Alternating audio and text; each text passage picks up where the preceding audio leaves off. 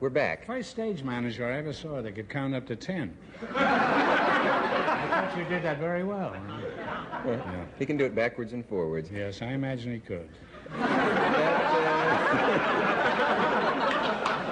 It's the tone of your voice that does something, the things you say. Did you say the song they were playing was from Animal Crackers or from... It's from Horse Feathers. Horse Feathers. Carmen Ruby wrote that. Hey, I understand there's quite a renaissance of the Marx Brothers movie around the country now. They're on...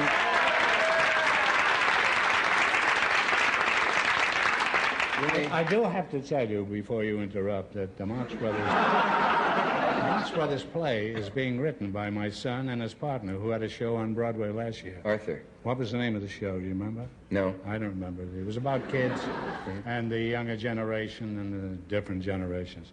But it's going to be played not by us. It's going to be played by kids around, like the Charlie Brown show. You know, kids of 14, 16, 17. It goes up to the age of about 18, the Marx Brothers. Were you tough kids? Was I tough? Yeah. No, I wasn't tough, but I was thrifty. I remember we lived in 93rd Street, and there was a very tough kid lived around there. I never told you this. No. And I bought 4 balls. These are not oddballs. They used to call them all-day suckers. Oh, yeah. Those people now go to the racetrack, but in those days, they were made of candy. But you know, you could suck one of these for 3 hours, and it never got any smaller. And I used to buy 4 for a cent, and I had one in my mouth, and it kind of bulged out here a little bit. And one of these tough guys came along. It was in the winter, and it was snowing hard. And I had 3 of these balls in my hat. In case somebody asked me for one, I would say, well, I don't have any more. But I had 3 in my hat. And this one guy didn't believe me, and he come and he says, give me one of those those balls, those suckers that you're sucking on there. I said, I haven't got any more. And he hauled off, and he hit me on the chin. And I was out in the snow for 30 minutes, cold. I could have been killed. And after that, whenever anybody asked me for an all-day sucker, I would take off my hat and hand it to him.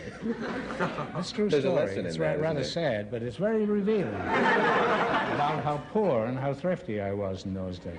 It was either that or starved to death. Is it true you stole a printing press at the age of 10, or is that just a biographical? No, this is true.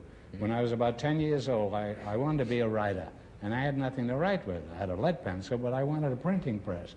Now, they had them on sale at Bloomingdale's for $1.98. They were about this size, and they had letters in it. You know, you'd pick out letter H, G, whatever letter you wanted. And I stuck it under my coat. And the floor walker came along, and he saw a peculiar bulge. And he says, what do you got under there? And I said, nothing. He says, he reached in and pulled out this printing press, and a cop came over and arrested me. And old man Bloomingdale came along around this time, and he says, what are you doing there? What's the policeman for? This is, well, this kid stole a printing press. I said, let him go. All the kids steal in this neighborhood. Let him go. And they did. They let me go, but they didn't give me the printing press. But you know, some years later, one of the Bloomingdale family had a play opening in Philadelphia, and it was a real stinker. And George Kaufman, who was known as the architect of the theater at that time, he was invited by the Bloomingdale son to come down to Philadelphia and look at this show and see if he had any suggestions for fixing it. And after the show was over and the curtain was down, Bloomingdale came down in the audience where Kaufman was sitting. He says, George, what about the show? What should we do about it? He says, I'll tell you what you do. He says, close the show and keep the store open at nights.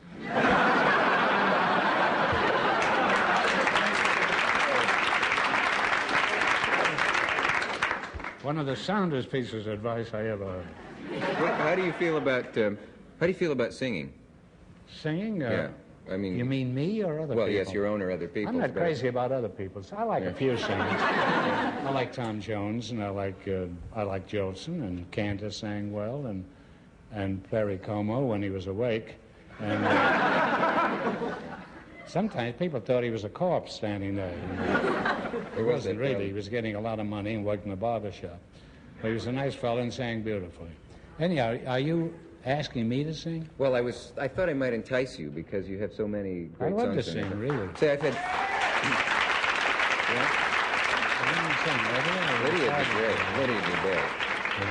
Then I have to drop the cigar until I come back, and keep your filthy hands off it. All right, I'm not used to this. Wait a minute. Okay, tell them what it is. This is a song from a picture called A Day at the Circus, which we did at MGM. Right. And I sang this in a Pullman car. But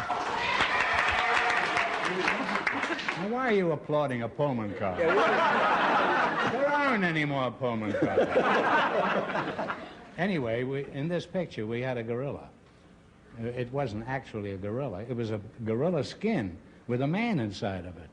Sure. And he had a manager. This gorilla skin had a manager. This is true. And we engaged him to bring the pelt over to the studio. Mm-hmm.